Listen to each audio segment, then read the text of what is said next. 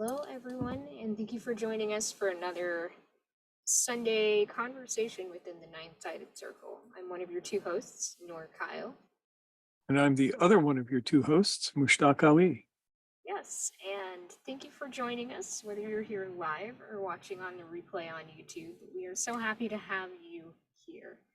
And let's see if we can keep this short-ish. So of course, this, if you're watching on YouTube, it really helps us out if you can do that like, comment, subscribe thing. If any of those options speak to you, or all of them, do all of the ones that speak to you. It means a lot to us. It helps us get our message out there and grow in a sustainable way to have people engage with our content in ways that are resonant for them and that allow us to respond to you and perhaps answer questions or just cheer you on. Any of those things we're excited to do. So, do we have any? Yeah, so in to boil that down to three phrases, like our video, subscribe to our channel, leave us a comment, and we will remember you in our prayers. Very elegant way to put it. So, announcements. I guess our ongoing announcement is, of course, that we do have our Sweden retreat in May coming up. So registration is still open until, as of right now, we are leaving it open until March 12th. So you still have time to register, and we have a link in the description below where you can learn more about the retreat and take steps to register and join us for that. We would love to have you, and there's still room. And also, I announced this last week, but I figure I'll announce it again. I have begun to write as part of the Nine-Sided Circle's curriculum. I have started my own Substack, and there will be a link in the description below as well for that. Anything else? No, that's pretty much it. Yeah, okay. So with no further ado, given that we are walking into, at least in the US, I think this is kind of a universal holiday given its connection to saints and stuff. It's going to be Valentine's Day coming up this week. So with that said, we are going to be doing a talk about love. Love. Yeah. Okay, who can do the important priest from Princess Bride? True love. True. Yeah, that's the one. That's awesome. Yay. Thank you for that. Okay. So that's a fun way to get started. And of course, this is a term that has a lot of use, this term love, in Sufi conversations, poetry, literature, all of that stuff. Why is that, Mushtaq? Because everybody likes to get high. Yeah. Everybody likes the idea of, oh, love. It's such a good thing. They don't realize that real love can burn you like a forest fire. Scary. Yeah. So here in the States, we have discovered important poets like Rumi. Rumi wrote a lot about love. And I have noticed that people have taken his poetry, translated it sometimes better, sometimes worse, and then put their own meanings on what he said. Yeah, sometimes this is called like creative interpretation. Or plagiarism. The P word. Yes. And people start all kinds of arguments about that all the time, particularly around Rumi, because Rumi has become such a popular poet stateside. Yeah. And so they all think they know what Rumi means. And, I've been studying Rumi for 40 years and I still don't know what he means.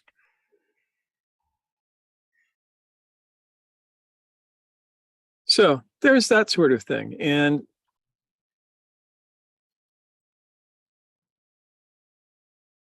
I put a quote in the at the beginning of the description of this video, which was a play on something that Gurdjieff said.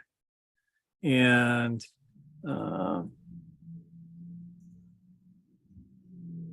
I think that he would agree with this, even though I changed it slightly. And the quote, or it's not a quote, it's a You're riffing on what he yeah, it's a riff on it. Yes. It's not plagiarism, it's just a riff. Yeah. It's different. So it's the idea of conscious love is freedom, emotional love is slavery, and mechanical love is foolishness. So it gives us a standard triad to start with: mechanical, emotional, and conscious. And we have to understand the three, because if you get this wrong, you will end up being enslaved. If you get this wrong, you will end up selling your soul to somebody who will not value it. If you get it right, it is a major element of the work, a major element of the path. So,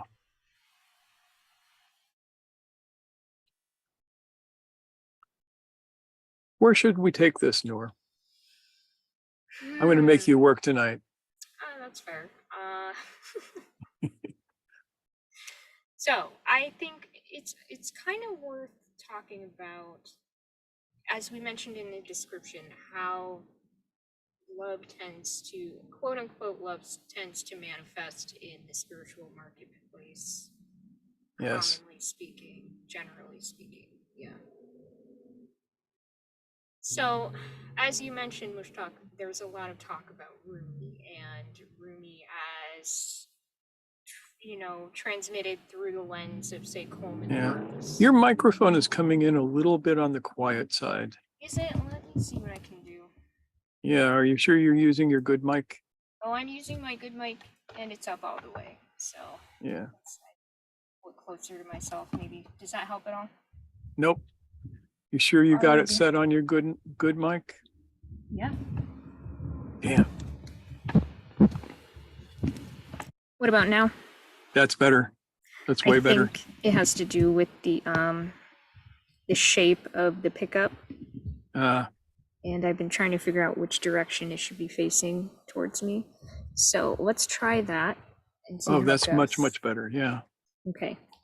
So as I was saying, we have in the spiritual marketplace, Rumi is really popular and he's quoted all the time. You see him plastered on like notebooks and, people's Facebook banners everywhere. And including ours from time to time. Yeah, including ours from time to time. We are definitely not Rumi haters, and we're not picking on him so much as drawing attention to the way that the word love is really just like almost like a buzzword in the spiritual marketplace.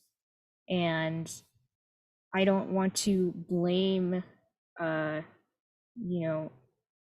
creative interpreters of artists like Rumi, like Coleman Barks and stuff like that. But I do think there is a degree to which love is kind of used as a catch-all term for warm fuzzies. Yes. And there are entire groups of people that are dedicated to warm fuzzies. Yes. Their entire reason to exist is for people to have warm fuzzies. They will give you all of the warm fuzzies. They will get you together in a room with a whole bunch of other people, and they will hit all of your spirituality buttons and make you feel really, really, really good, and then pass the plate around. Yeah. Did I say that last part out loud? Sorry. Well, I think that is often what happens. And on a certain level, I think that is not anything that is malicious. I think it's just kind of,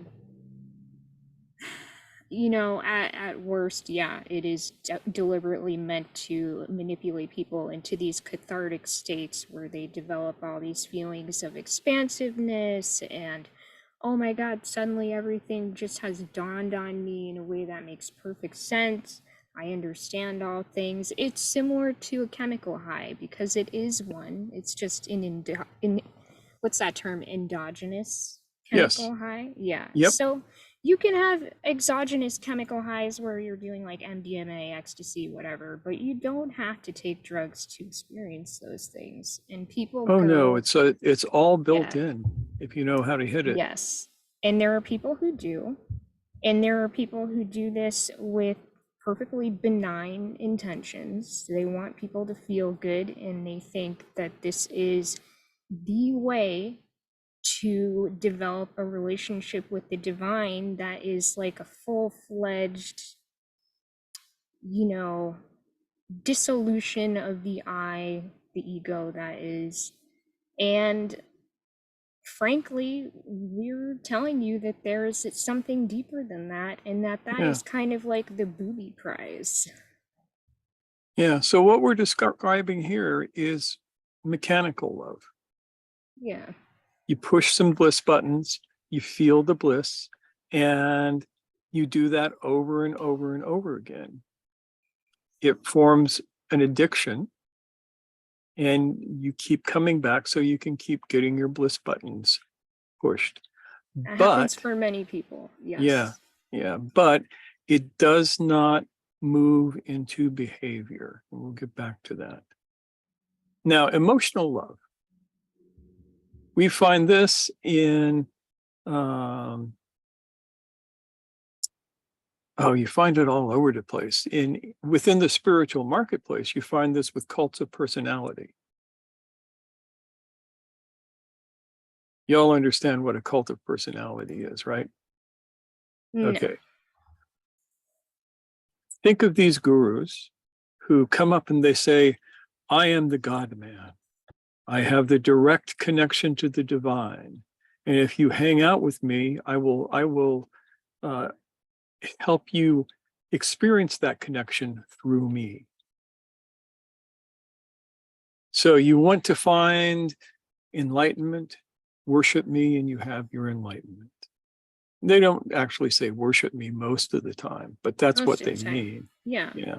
I mean, There are just some guys who just flat out say it, but right. And yeah. then you really know there are some multiple red flags waving.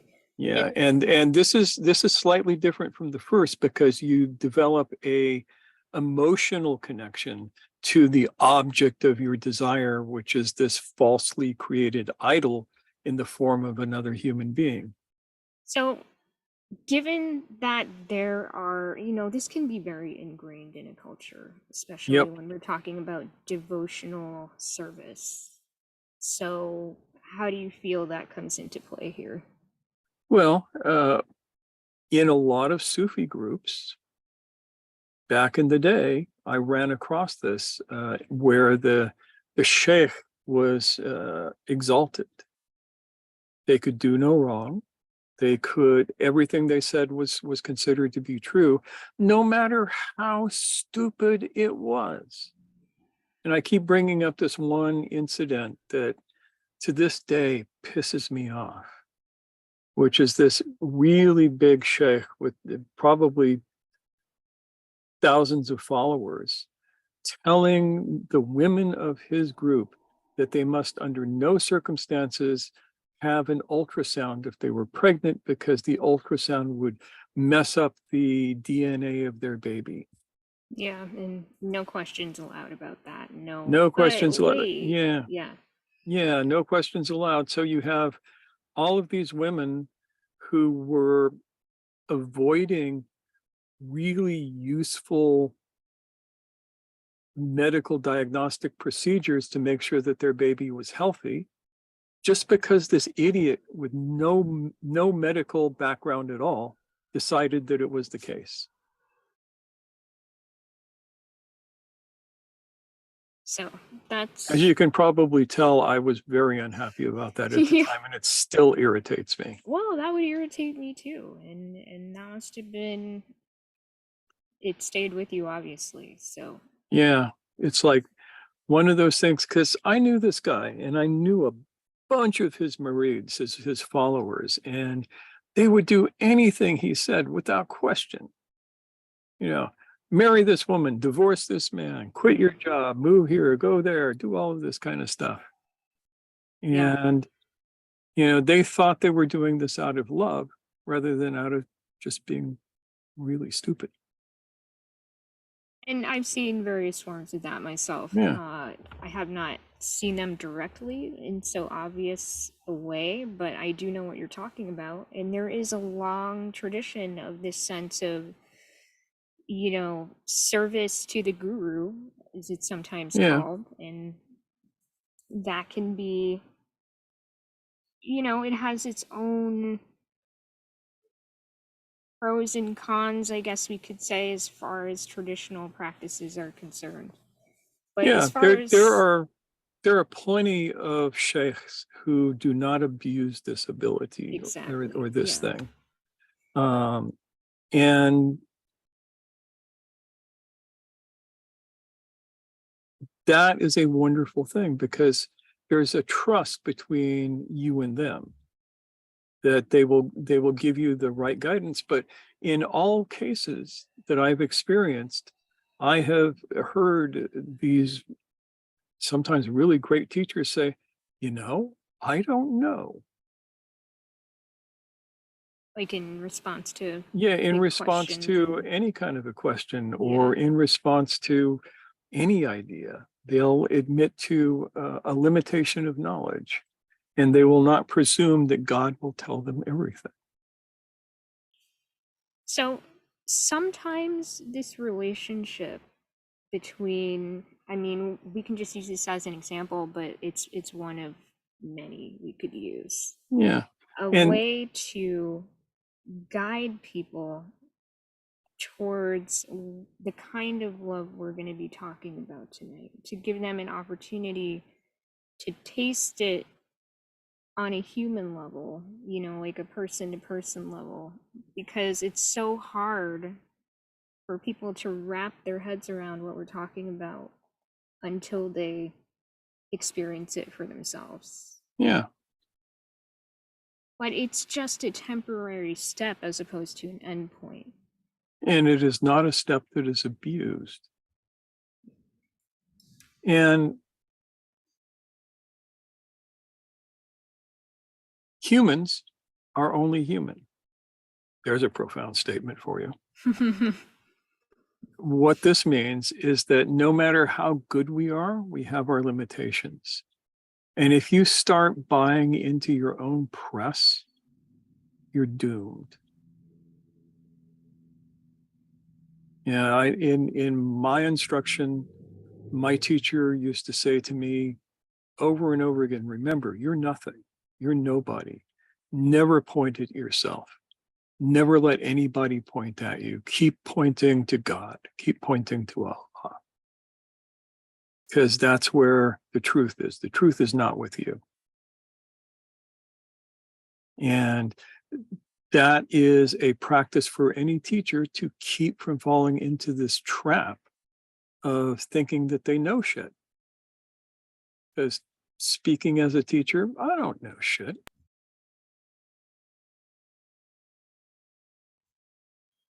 Nor knows a few things. I don't know nothing. So, yeah, I mean, you all are kind of with us on this journey of figuring stuff out, and various folks among us will have different things to offer at different times that are a benefit to everyone. And I think that is, in uh, a way of service, because we are serving each other rather than there being some kind of one directional kind of thing going on.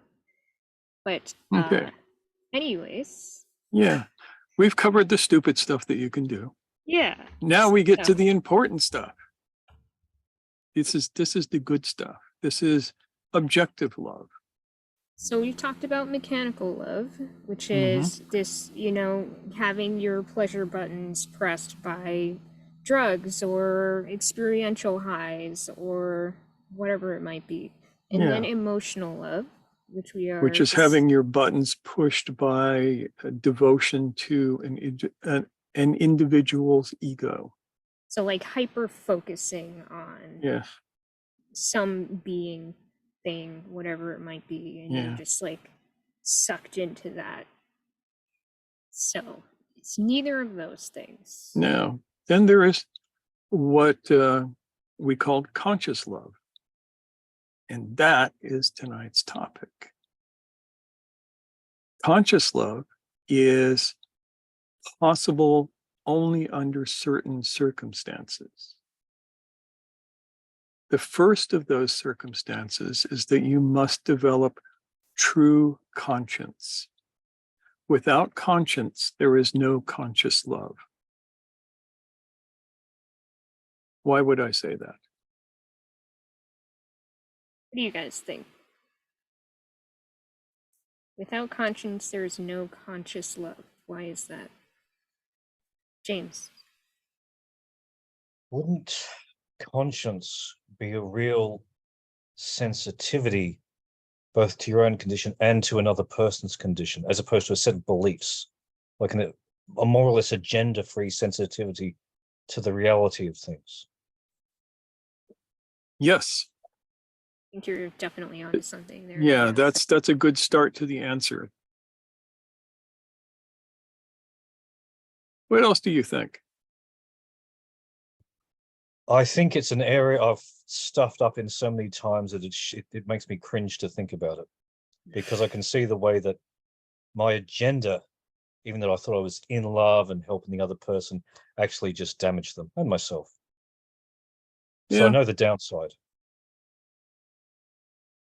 Agreed. I don't want to say any more about that. That's okay. I've been there too, so I understand. And thank you. I would imagine most people are, if they're honest, at some point. Yeah, it is a phase that I think most of us have to go through in order to not eat the green apple. The green apple.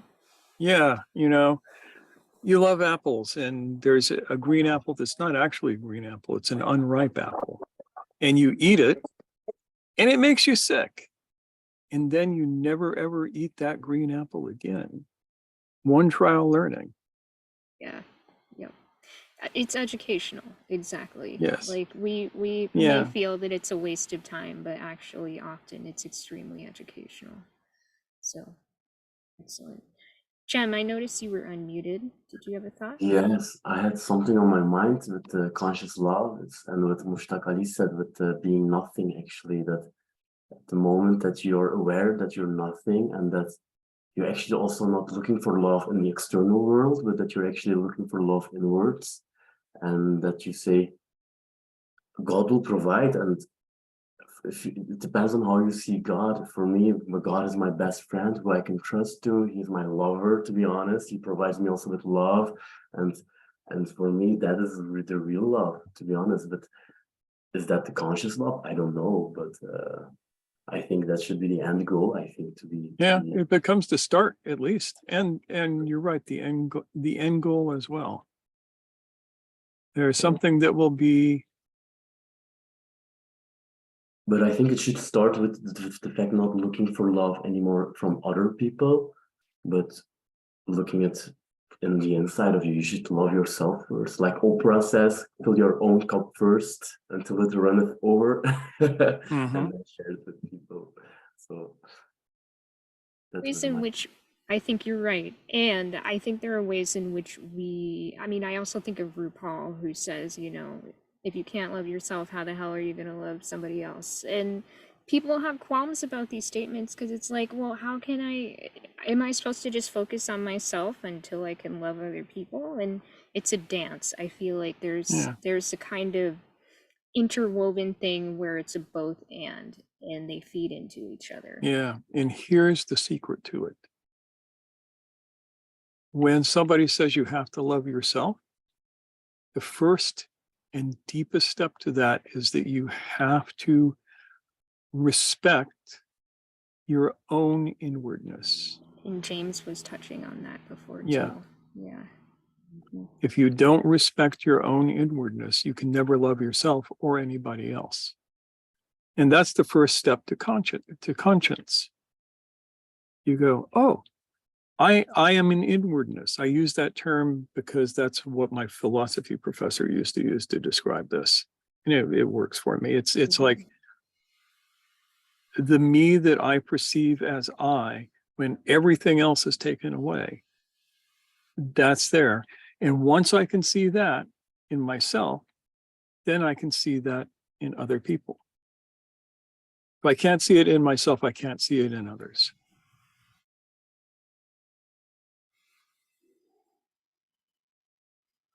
Does that make sense? So, first step to conscious love is the development of conscience. Conscience is the perception of yourself and others as inwardness, to the extent that you will not act against that person out of ego.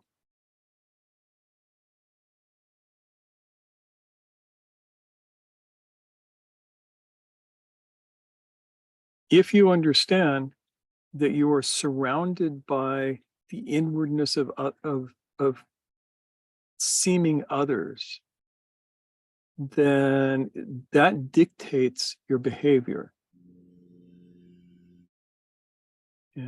Noor will take a spider and put it outside if she finds it in the house,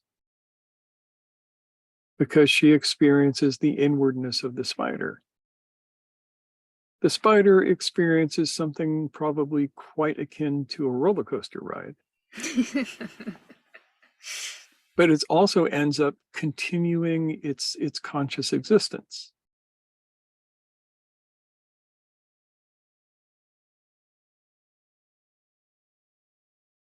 Yeah, I don't need a thank you for that. It's not really about me so much as, oh my God, I have a desire to see this inwardness continue its inwardness.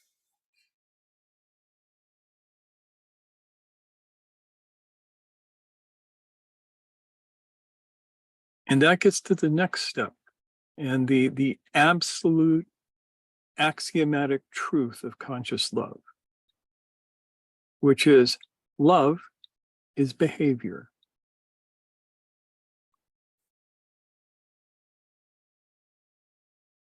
Yes. I think this is another thing that tends to get very confusing, in that much of the time we think of love as kind of a noun, an object, something that is maybe not physically tangible, but it's something that we try to possess, even when we say that we're not trying to do that, more often than not. And that leads us to talk about looking for love or being hungry for love in ways that describe going out to get it, and to claim it as our own and devour it in a way. But we're talking about love as a verb, something that has to start with us, essentially, as an action. And yeah, as Jem said, it starts from within, in the sense that we have to draw upon our own inner resources, which are ultimately the resources that we could say we receive from Allah. And that doesn't require a sense of consumption so much as a clarity to be able to channel that through us. There are comments. Yes. Love is a skill, not a trophy. Yes. Love as a skill, not a trophy. Yes.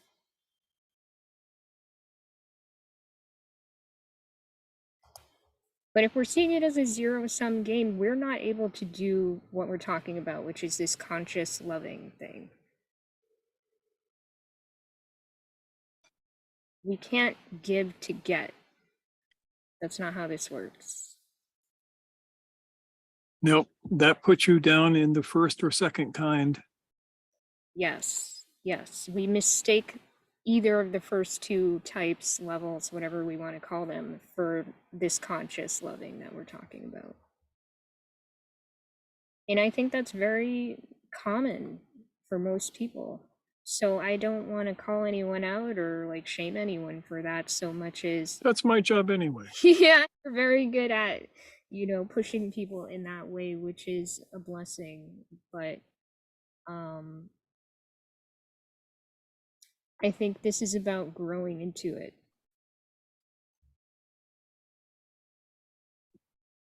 Kit Out's here. Yeah. Awesome. Hi, Kit Out. Shri. I was thinking of that before we even have this conscious love for someone else, we have to stop hating ourselves. I think that's become quite a habit in our culture to always keep comparing ourselves, and then we detest certain things about ourselves. And we've got to stop doing that. That's not loving, and it's not very a good mirror to someone else. Why would they love you if you hate yourself? You know, so you stop doing that. And I was thinking about loneliness, that we are such individualistic type people. We don't think of community as a whole village thing. We have this idea of it, but we actually don't live it.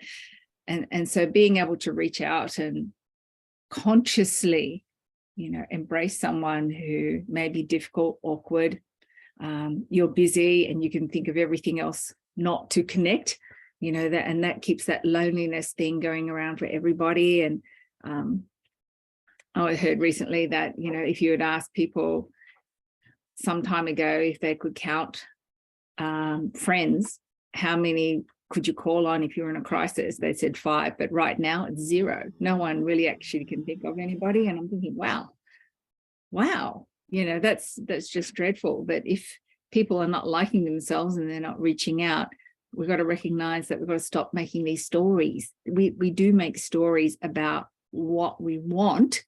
Mm-hmm. And then if the person we physically get attracted to, we try to make them fit that story, and then we get all this suffering and, you know, upset and everything. And we have to suspend stories, suspend self-hate,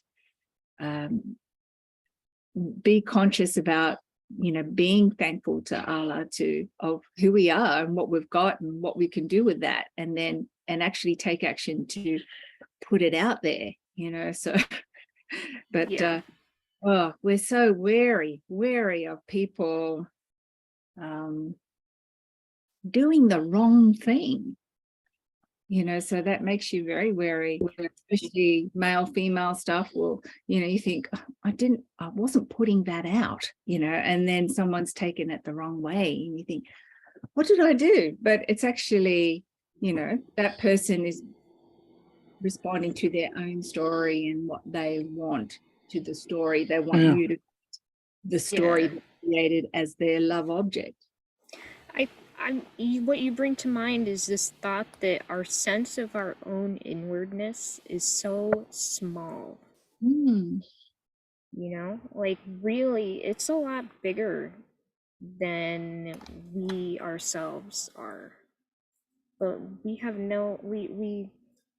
I think for the most part, I don't want to say we all, because I don't think that's true, but I think many of us do have this kind of shrunken sense of our own inwardness, and we forget that it actually includes other people. But it's also the revelation of that comes with time. And so I would not have felt that way 10 years ago, 30 years ago. But right now, I'm starting to get a glimmer, but it's taken 6 decades. You know, what the? You think, whoa. What's it take? Yeah, and that gets in going back to that I class as the second level of love, the emotional love, where I mean, I remember learning this lesson over and over and over, where I would develop a relationship with somebody, and then one day I would go, wait a minute, this person is not who I thought they were. And eventually, thank God, the question occurred to me, if these people are not the person I thought they were, and this has happened to me several times, then maybe it's my thinking that's wrong and not them. That was a Yeah. big moment in my own development, going, oh. And that led to the question of, who is this person without my projections on them?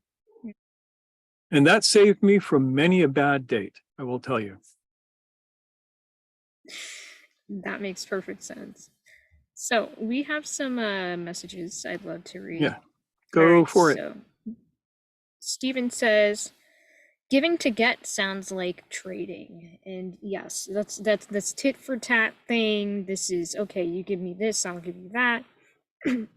That is not what we're talking about. And then James expands on that, saying it's like fear-based acquisition. And yes, I definitely think there's something to that. There's a sense of, as I said, there's a zero-sum game where we're all trying to get what we can get for fear of missing out, abandonment. It could be any kind of terminology like that we want to use, but there's this sense of lack that we are trying to push back against, or to feed in order to make it go away. Jem says, I think it is the human brain. We think that if we give love, that we will also get it. It is actually unreasonable expectations from other people or on other people. Yes, I think so too. And expectations, putting an expectation on someone that they're going to behave in a certain way because you love them, or in order to love them, you need them to behave in a certain way. Yeah, that's conditional stuff. And we are speaking about what is beyond these conditional transactional forms of love. Yes. So James adds, primate tribal instinct based on security/fear. Yes, definitely. So yeah, I think you guys are tapping into this kind of drive we often have as human animals to seek security and comfort and chemical highs in order to kind of feel some sense of stability and groundedness and includedness. Yeah, I just wanted to greet you and say hello. You're able to join us. All right. What's that? You're muted now, actually. Sorry. Just was saying, sorry for jumping in late. I just thought late is better than never. So I catch as It's much as I can to be able to. wonderful Yeah. to have you. Yeah. Even if you only showed up for 5 minutes, we would be happy. Thank you. Thank you. Great. And we'll go later now that you're here. All right. So, yeah, Mushtaq, what do you make of this thread around people kind of having this craving for security and a sense of stability, and how that may lead them to kind of get in their own way around this Okay. this kind of conscious loving that we're talking about? The need for security is an illusion that we create for ourselves. It's part of that story. We say, oh, if somebody will love me, then I will be secure. And then you go out and try and find somebody who fits that criteria, and they never do, because that ain't what it is. That's a child's behavior.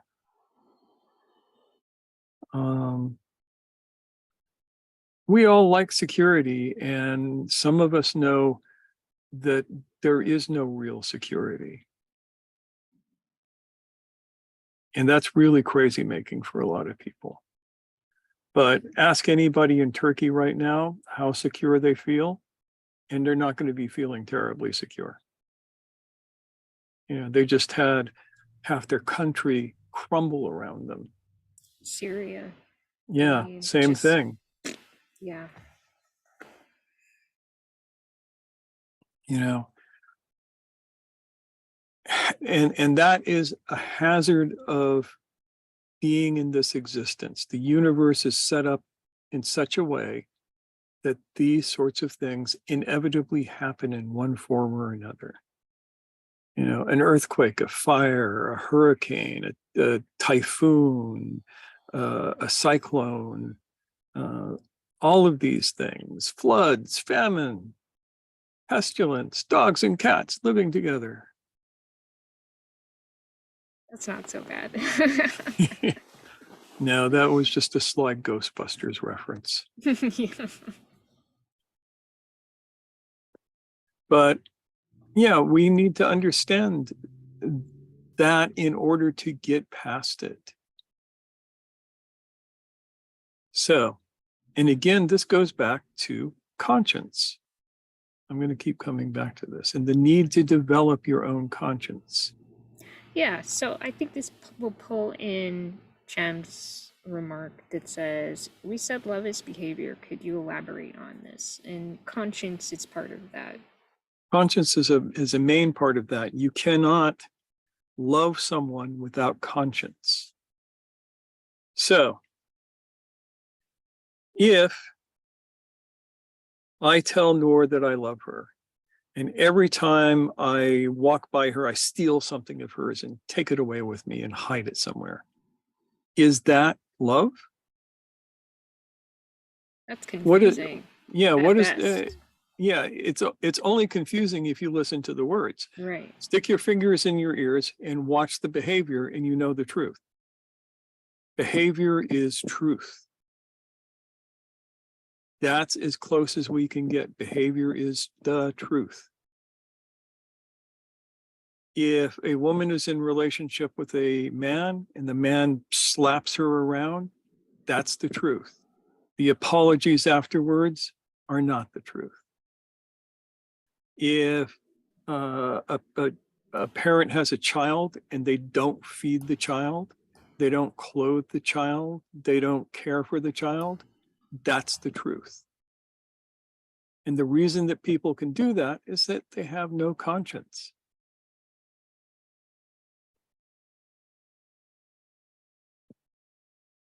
They are not connected with the inwardness of the child, of the spouse, of anything.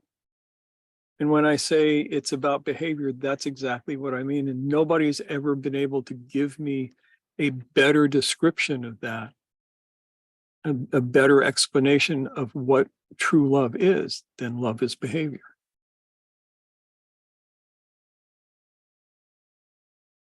Does that help, Cham? Yeah, I mean, if you have more questions about that, that's fine, because I think Yeah. it's And That's if you what think I'm explaining completely is. wrong, I'm willing to examine that too, because it's known to happen. Not terribly often, but it's known to happen.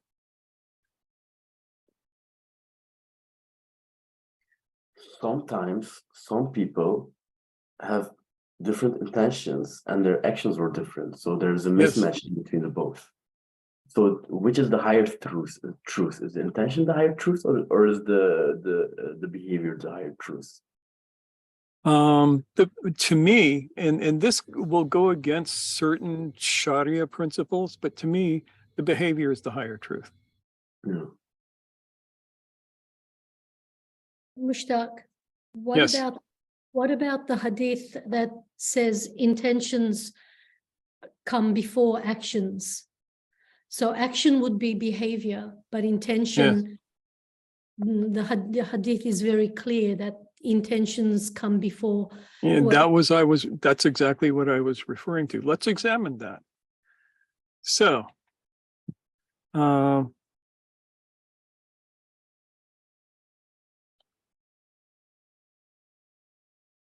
if a parent beats a child, and I'm not talking about a swat on the bottom to get their attention, I'm talking about beating them with a stick, and they say, my intention for this child is good. Is that real? Are they telling the truth? How are they feeling when they're beating on that kid? This is not a hypothetical for me. I used to work in mental health, and I've seen this. And the real intention was to hurt the child. The verbal intention might have been to correct the child, but the real intention was to hurt the child. And we say it's very egocentrically based intention. It's not for the common good, but Yes. for the own egocentric, narcissistic way of love. I want you to be like I want you to be, and that's why I hit you with the stick. Yeah. And at a deeper level than that, I would say that oftentimes the parent has no intention. They are acting mechanically. They are not acting out of conscious intention. Out of trauma, sometimes they get triggered, and it's the trauma that's behaving in that instance. So it's the mechanical self rather than a Exactly. Yeah. So in cases like that, I would say there is no intention. I would go so far as to say, especially in relation to that hadith, you have to be able to create intentions before you can be held accountable for your intention. And in my experience, most people can't, not really. Yeah, there needs to be that the existence of the self that makes those conscious intentions for it then to count, because the mechanical lower ego that's filled the body space, acting from that, that's a script. It's not really the self that has the Yes. conscious to make the intention. Okay. Yeah. That's good. Yeah, because when we put it in that context, then the hadith makes even more sense, truthfully. Yeah. Because sometimes we really do think everything through, and we have really good conscious intentions, and the luck of the draw gets in the way, and things don't work out how we truly hoped and intended for them to go. So there's that. Shit happens. We can account for that. Yeah. But this is different from that. This is not, well, I hate you because I think you should know better. The hell is that? Yeah. Yeah. So, James, I saw you unmuted. Did you put in the chat what you wanted to say, or would you like to just read it? Yeah. Yeah, I was just thinking about mechanical ego, intention, etc. Can one aspect of the mechanical ego be the desire to avoid that level of conscious intention, conscious self-awareness? Not just an not just an acquired habit over time, but an act of avoidance of conscience, like a real refusal of it. Does that make sense? Yeah, I'm not sure how exactly I would parse that, because in order to actively refuse it, you have to be conscious. And my contention is that people who are doing this aren't. They're asleep. They are working from their mechanical nature. So while hypothetically it could very well be true, I think in practice it's not.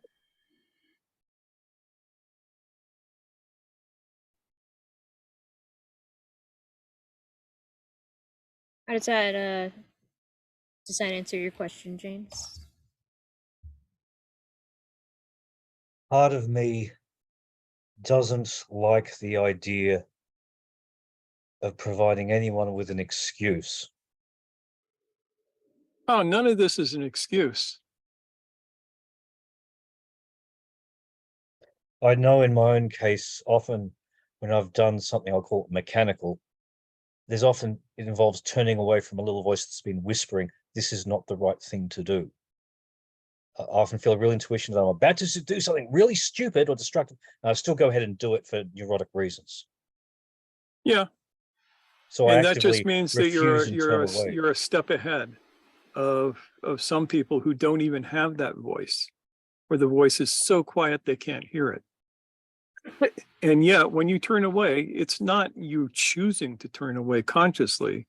That is the mechanical part of you turning away. So the mechanical part is just stronger at the time.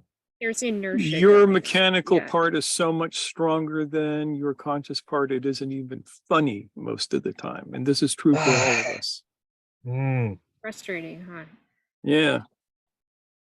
Yeah. Anybody who has ever been like a cigarette smoker and tried to quit understands that the mechanical part of themselves is much, much stronger than the conscious part of themselves. Part of me always hoped that insight in itself would be sufficient to overcome mechanical habits. Like How's that working for you? Yeah, well, okay. Yeah, God, I wish it was that easy. the struggle is real.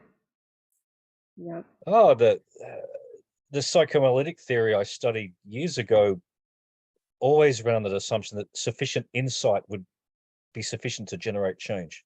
Mm. Yeah. Back, 3 decades ago. Mm-hmm. Yeah, I'm familiar with that's the classic Freudian approach, Yes. right? And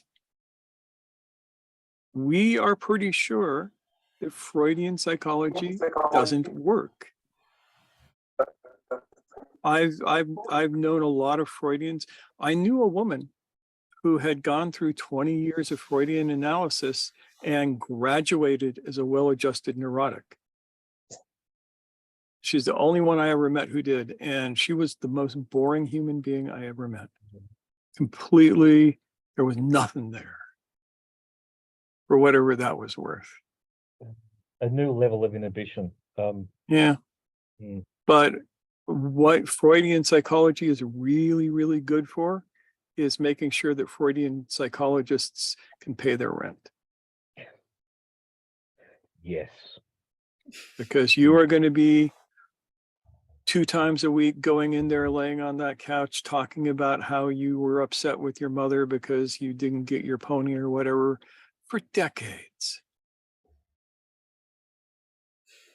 I don't have that much time myself. I want real change as quickly as I can acquire it with it. And I have some pretty good sensing of what real change is, like behavior changes. Well, the other thing we were taught way back then was the behaviorists are so superficial. They're just trying to generate superficial change, whereas only if you get to the deep, dark, neurotic root will change be guaranteed. I'm sure you must be familiar with that. Oh, yeah. debate. Yeah. Yeah. Yep. Yeah. The behaviorists work from the position of you can build a better robot. Mm. And that's what they try to do. The Freudians work from the position of there is secret stuff that if you reveal it to the patient will completely change their lives. And both positions seem to be incorrect. Yes. Which is why the predominant modality for psychiatric care these days is pharmaceutical. Mm. It's chemotherapy. It's not talk therapy. It's not behavioral therapy. It's chemotherapy. Because none of that shit works and they don't know what to do. Mm. I will say before I mute myself, though, the ACT model, acceptance commitment therapy, derived from mindfulness, but with broader range. Are you familiar with that at all? Because I'm quite taken with it. I am somewhat familiar with that. Just as a therapy, as purely remedial work. Yeah, I think it's it has more options. I'm glad you mentioned remedial, and because there's a place thing, for yeah. that. Yeah, that's a thing. So yeah, and as we've said in other talks, you have to do the remedial work before you can do the generative work. right, which to kind of tie it back, what we're talking about with love and conscious love, there's often remedial work that needs to be done before you can get to a point where you can let this attachment to this idea of, say, security and stability go in order to love consciously. And that is where things like remedial work come in, so that you can get to a point where you, as I often say, plugged the leaks, where you're frittering away your energy and your attention in order to be present enough to see the inwardness of another person and to direct loving action towards that inwardness. And before we slip back to the idea of love again, there's one other thing, which my old philosophy professor said this a long time ago. He said,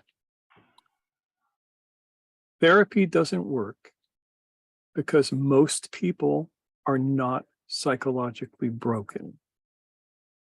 Most people are, in fact, just philosophically ignorant. And I believe that statement to be pretty close to true. There are people who are psychologically broken. And they will need serious help. But most of us, everybody sitting here is not broken. Even if you think you are, you're not.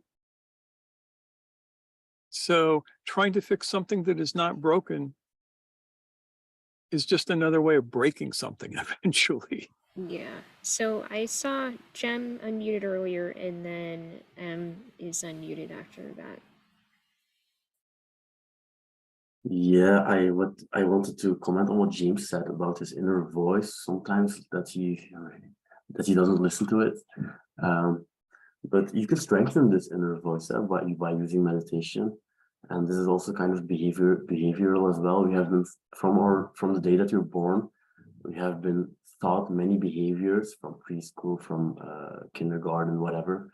We have been conditioned on software programs. We have like Windows 95, then we had upgrades, and then now you're at an age where we have to format our whole brain, and then we have to look at our own inwardness in principle, if you want to compare this in IT language.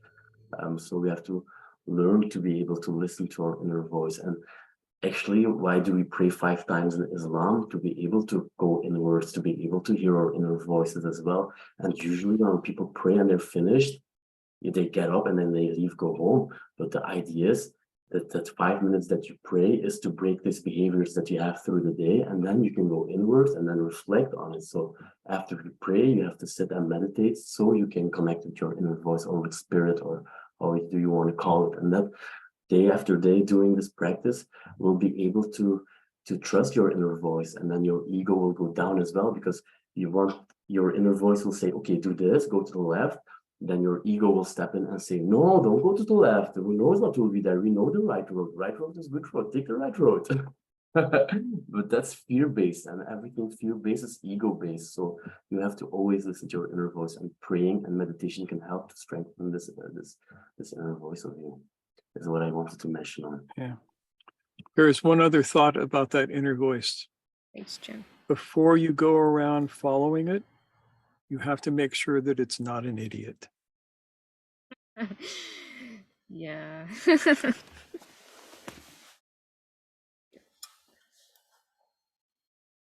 So, yeah, I would love to hear what you wanted to share. Yeah, I agree with what Brother Jem just said, and I was going to confirm what Mushtaq said in the sense about therapy. I've been in therapy for over 20 years now, and I found that as soon as you help someone to realign their philosophical view, they find answers for so many things. And that idea of being broken actually, yeah, it's nullified, because there is no, the soul can't break. The soul is complete, and it's recognizing that soul that brings the healing. And so when the philosophical view is kind of challenged and made to be looked at, and meanings are put into proper alignment on how to view the world, the perspective changes. And when the perspective changes, yeah, healing comes inward and outward. So I start with the Freudian way, because to get them out of the dungeon, kind of the pit kind of thing, that's as far as it'll go.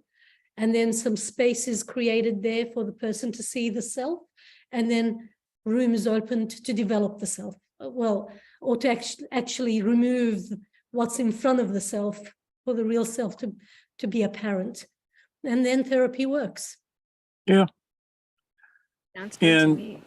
yeah, in my experience, there are people who really need therapy. They need to do the remedial work.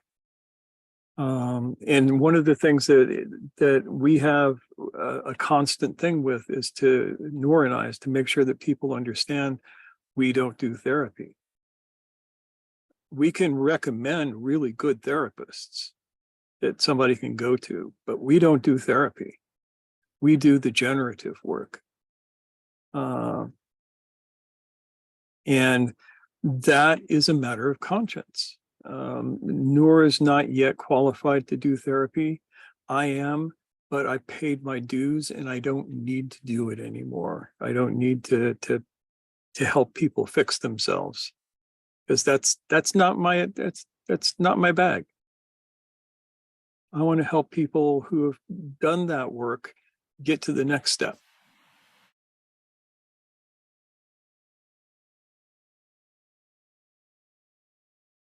So, Yeah, Noor is quite qualified for that part, by the way.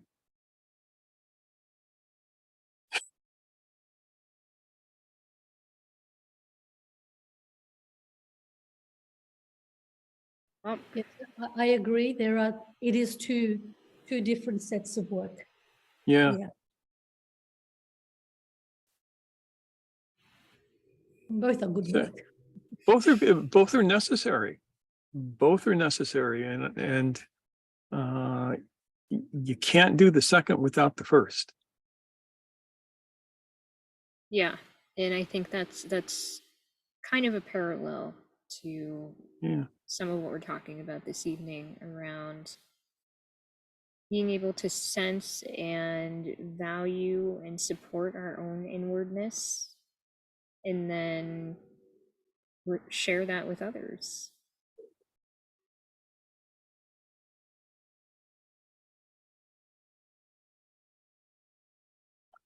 So let us swing back to love for just a little bit more, and look at what we have actually talked about. We've talked about mechanical love, and we're all pretty sure that we don't want any of that stuff. We've talked about emotional love, and we're all pretty sure we don't want any of that stuff. Conscious love, we might want some of. And the first step to that is entirely within oneself, and that is developing conscience.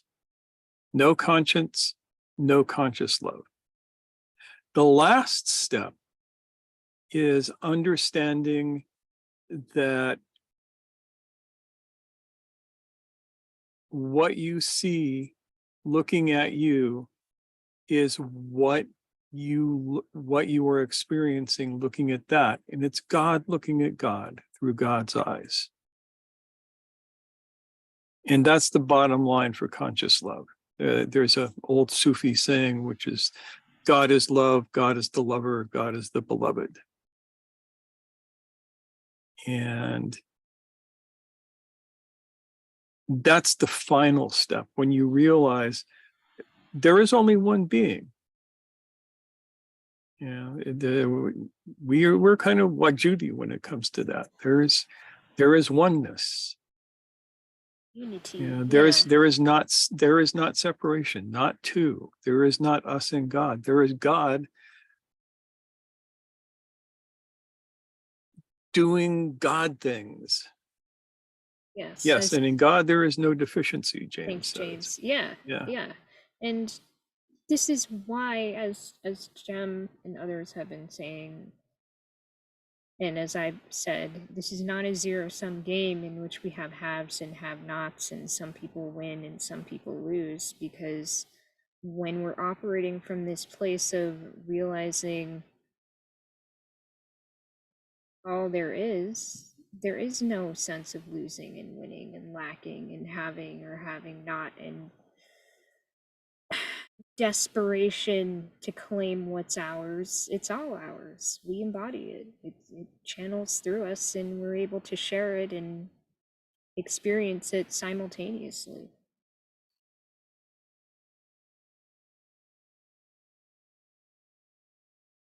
And so basically, that's what we got for you tonight. Yeah. An easy night. Coming up on day after tomorrow, which is Valentine's Day here in the States. It is not quite as much fun as St. George's Day, but we make do. Yeah, when is St. George's Day again? Depends on which country you live in, Mm-hmm. but it's in the spring, and in some places St. George's Day is Valentine's Day, which I find interesting because St. George is related to Khidr, the green one, and to Elijah the prophet. They're all considered somehow connected.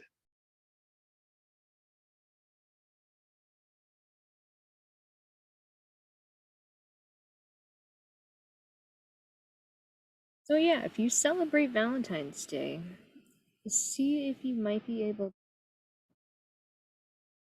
draw upon this idea of conscious love in the way that you celebrate it. Yeah.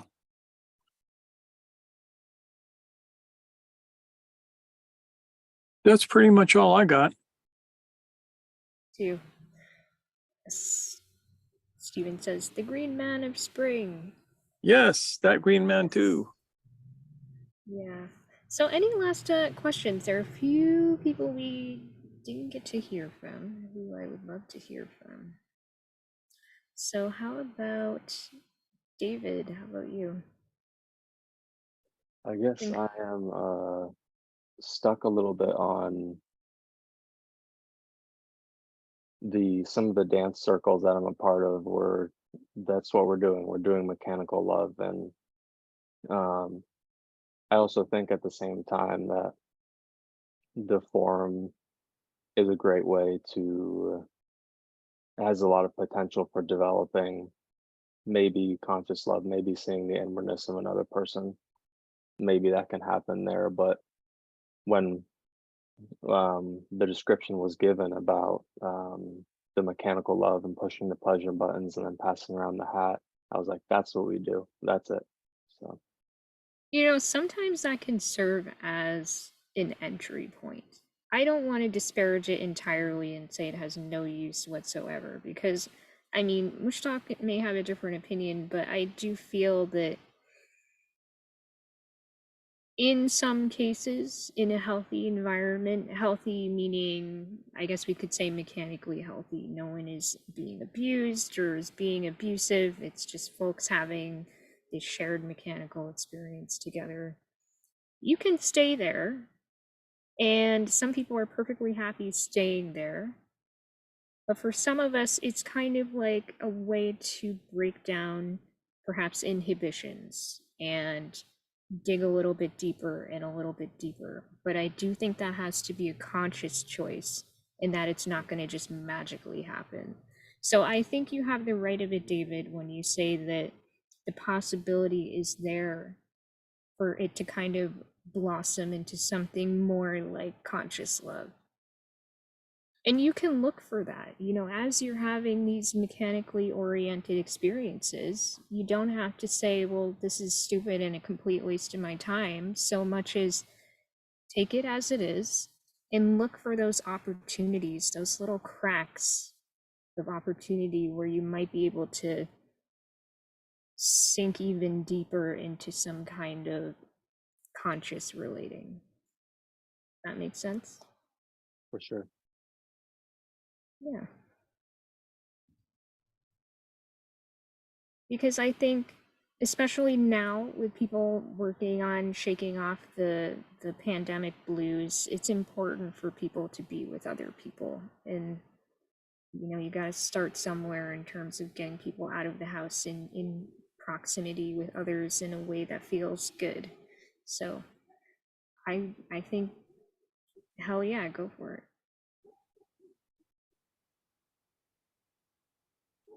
Any thoughts you want to add? No, that's all. Yeah. How Katav should may not be able to say anything. He has limited bandwidth tonight, which is why we are not seeing his smiling face as much as we love it when we do. Yeah. Okay. Well, we're happy you're here. But he did type at us once. Yeah, that's good. I think that might have. I didn't see that. Yeah, Hind. it was direct to me. So, Yeah. Hind, how about but that's you? how I know he has crappy bandwidth. Yes, Hind, tell us things. Noisy over there too.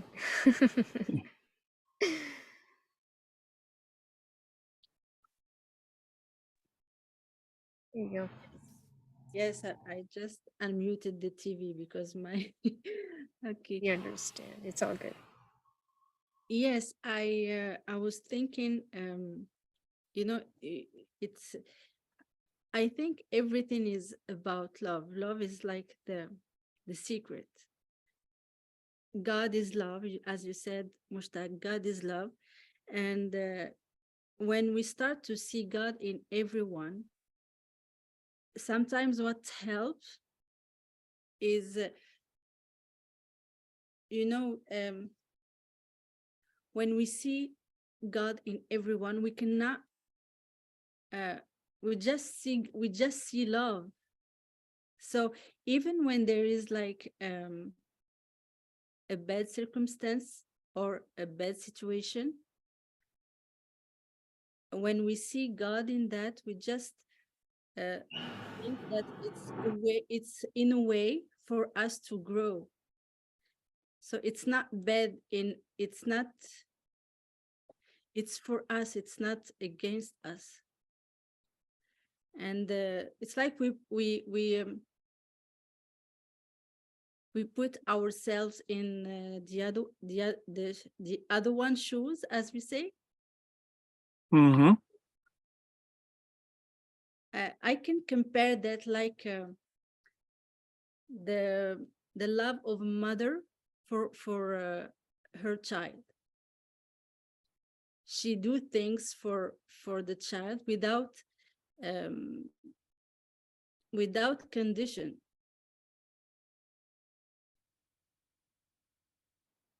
It's for me, it's like a pure love.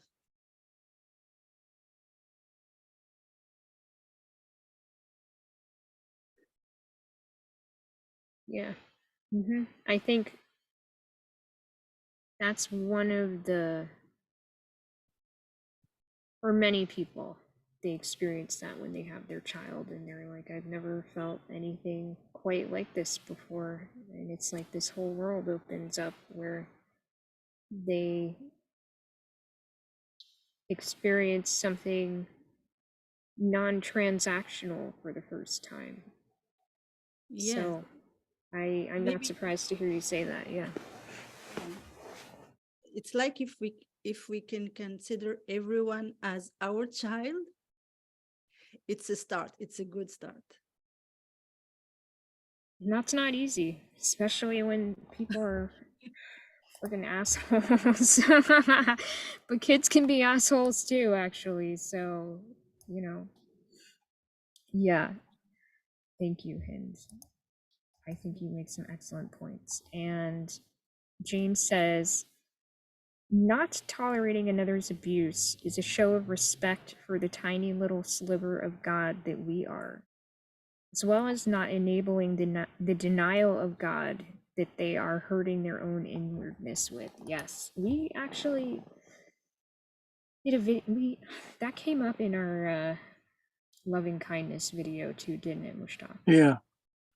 Yeah, we talked about this about 3 years ago, a slightly different 4 angle. years ago, yeah. Yeah, we will slap a link to it at the end of this video because it wasn't bad, and you get to see our beginnings. Yeah, how I mean, we've definitely, in terms of our presentation and all that, we've matured quite a bit since then. Our but- presentation is still as sloppy as ever, but yeah, we have better backgrounds. Yeah, well, some of us do. I'm working on that. But yeah, there's this sense in which, God, I'm trying to remember how it was phrased, but I think you said, actually, Mushtaq, I wrote it down so I can quote you. Abuse hurts the abuser as well as the abused, so stopping the abuse is a loving act. Yes. Yes. Yeah. So thank you, James, for bringing that into the conversation. And Hind, did you have anything you wanted to add? Yeah, yes, maybe how can we stop the abuser? Like in a kind to stay in that Most important way, yeah. leave the abuser. This is not easy sometimes, but it's necessary.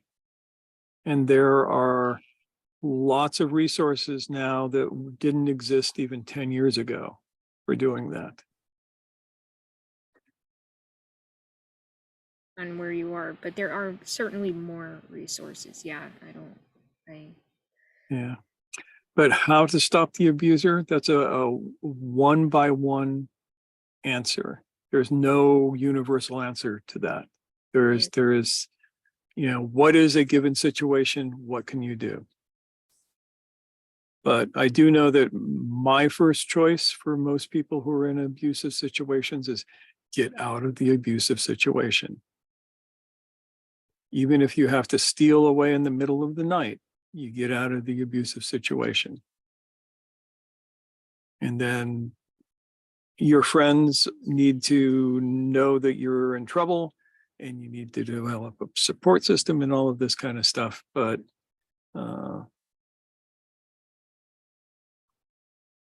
that's a thing. Yeah, and that's a whole conversation unto itself, to be honest. But yeah. Though I will say that if anybody finds themselves in an abusive situation, one way or the other, our door is always open for whatever kind of moral support we can give, because we don't put up with that bullshit.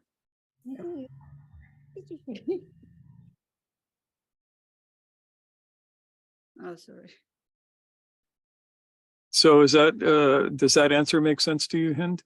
Oh, yes, yes. Yes, thank you. that you had something you wanted to share. Did you want to do that?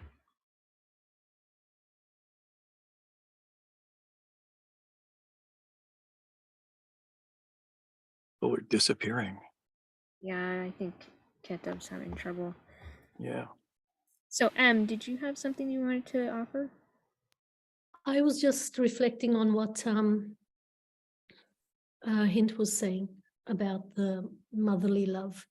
I think it's an ideal. I think for many years it worked, but I don't think in the world that we're in right now that speaks to the modern people, because I'm witnessing more and more people having children for Instagram reasons, an Instagrammable baby. And I'm working with people who are truly abusing their children. And the majority of clients are coming because they haven't had that motherly love. So those ones I understand, but the ones that are now having children for Instagram reasons, I think that ideal is lost in this modern day and age, and I don't think I don't think many people can relate to it as the ideal. I mean, we say like a mother's love for a child, and even in the animal kingdom, you see, a chicken will throw itself in front of a dog in order to save its chick. stuff like that. But more and more, it's if behavior is reality, as Mushtaq was saying earlier, more and more that's not being, that's not the behavior being seen in the world. So ideals also are idols. So maybe that's become an idol as well, that we got to look even beyond that, and explore love from that conscious lens of what does it mean to love one's nation? What does it mean to love one's people? What does it mean to love one's siblings, one's garden, spring, or heaven? Like, to look at it from the micro and the macro. Yeah. And only through that maybe we can sift out the mechanical and the emotional and the idealistic, and maybe have a touch of that, the raw, real. Yeah, I and that's a very good set of questions, and it boils down to, what is love? And we have tried to provide some ideas for that, not necessarily answers, but directions to look in. So if you want an answer, I'll give you an answer, but it won't go to the question you're asking. It'll be for something entirely different. What is love? Size 32 tires. Maybe the question should be tweeted a little bit differently on, how do I know I love? How do I know that I love? Like, what my relationship with the things I relate to, be it subject, be it object. How do I know that that's love or not? That's a good question. These are smart questions.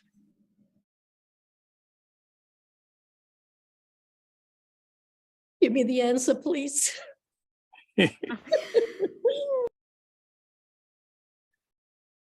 So Yeah, the answer is probably found in a Kathleen Raine poem. I was just thinking, Kathleen Raine is a British poet of the 20th century who was heavily influenced by Sufism and the nature religions of Northern Europe. And she wrote a poem called Because I Love. And it just came to mind as you were asking that question. yeah, so I guess that's something we can all look up after. Yep. Read that. Thank you. So, and did you have something you wanted to say in response to M? No, I did not have any response. Oh, Jim, thank you. Yeah, I was asking Hind because I said. Sorry, I thought I heard Jan. My apologies, I'm tired. Oh, good. It's just we have terrible accents. Yeah. No. I have terrible accents. No. I don't Yeah. know. I've heard you speak Arabic, and your Arabic accent sounds perfect to me. Well, thank you. Yes, just to, yeah, I know that I can understand that the mother love cannot be like standard, but I was talking on my perspective. So I think that was a start for me to consider everyone as my child. Mm. Yeah, if that's a framing that works for you to get you to that place, that's valid. Yeah. Yeah. Yeah. And a lot of us here are not exactly old, but of a generation where that was meaningful. And I think that M is onto something with the younger generation in some parts of the world that has no meaning anymore. Yeah. I mean, I have seen things because I worked for, some time, like I said, in a psychiatric setting, and you see some horrific things. Mothers who will just abandon their baby on a sidewalk and walk off. Things like that. Or beat them to death because they're irritated with them. And you look at that and you realize that you don't know a lot about how the world is wired anymore.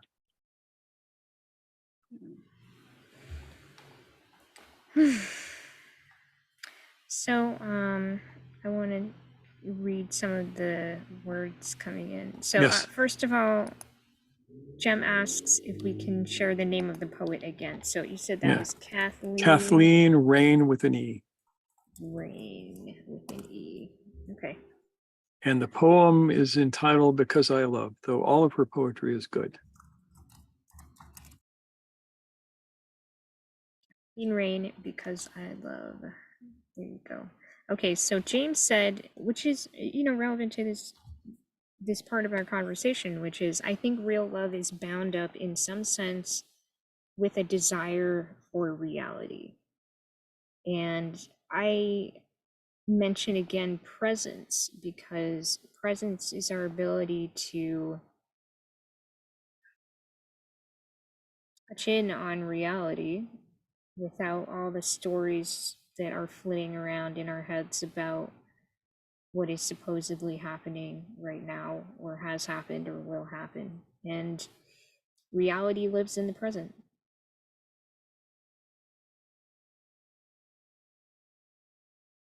Present is what is real. You're not tuned into that, then yeah, it's hard to be conscious, and thus it is hard to truly love. I mean, you're not conscious if you're not tuned into reality as it stands in this present moment. That's a fact. We know that. This is something that we take for granted. Yeah.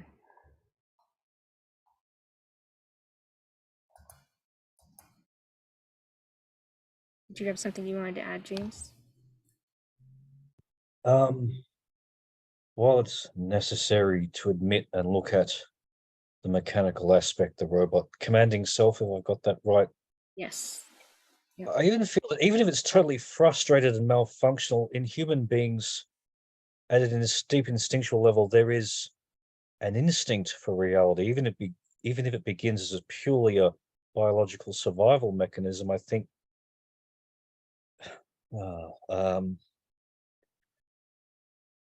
I notice as I get older, the more I lie, either to myself or others, I get a real a physical discomfort with it. I can't even do white lies anymore with the same level of comfort I used to be able to lie. And it seems like there's something in the nervous system that wants reality, even if it doesn't understand the scope of it or the areas in which it's to be found. So it's not just all mechanical sleep. There is some kind of instinct for reality or instinct for freedom, or that perhaps bound up with each other or something like that. I know that's vague, but that's kind of what I feel. It's not all just roboticism. Yeah. What do you think, Mushtaq?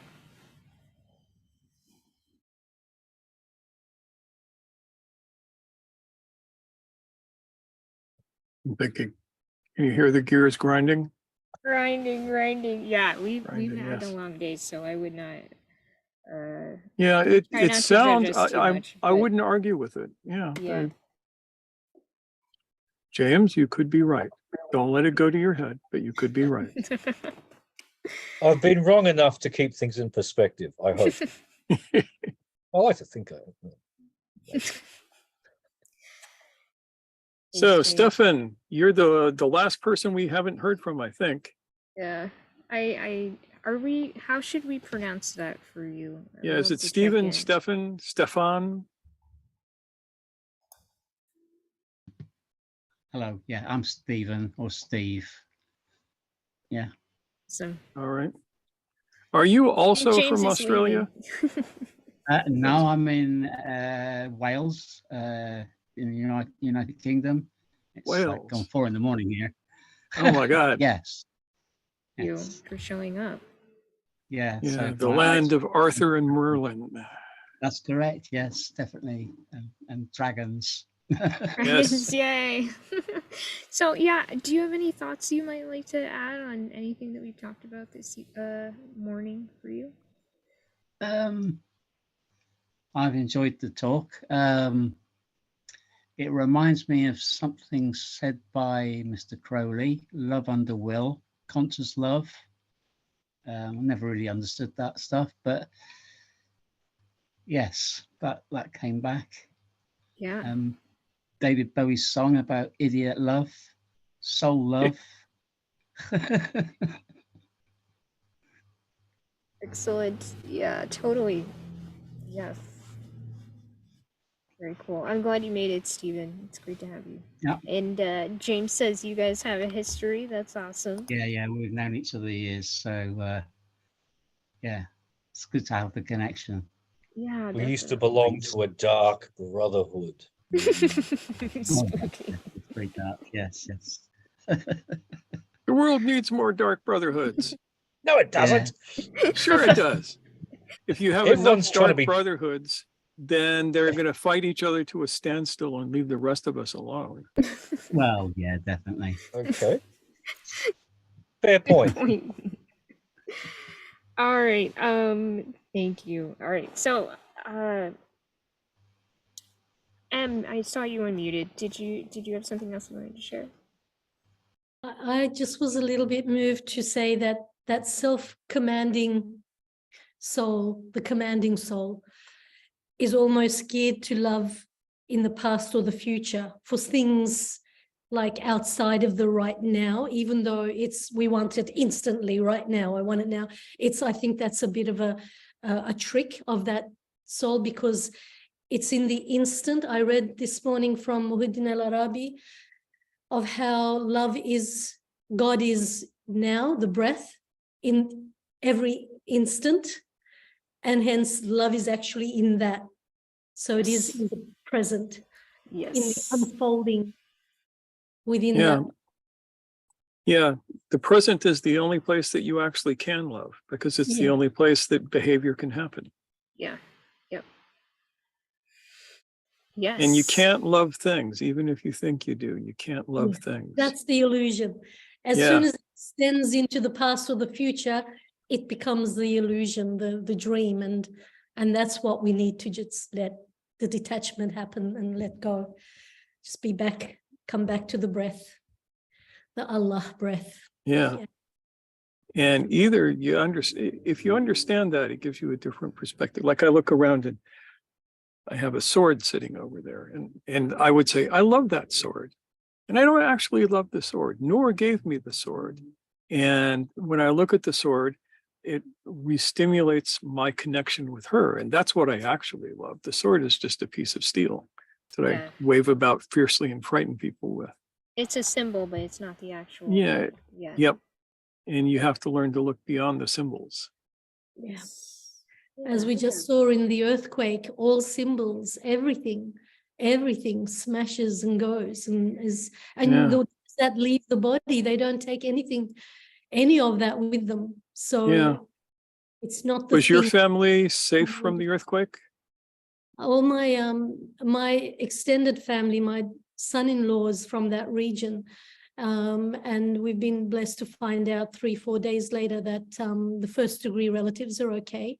We haven't heard news from some cousins, but lots of friends from that region. So yeah.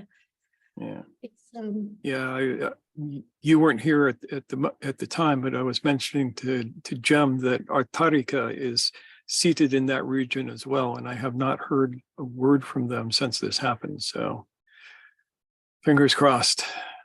Yeah. Yep. Yeah, love is with them right now. Definitely.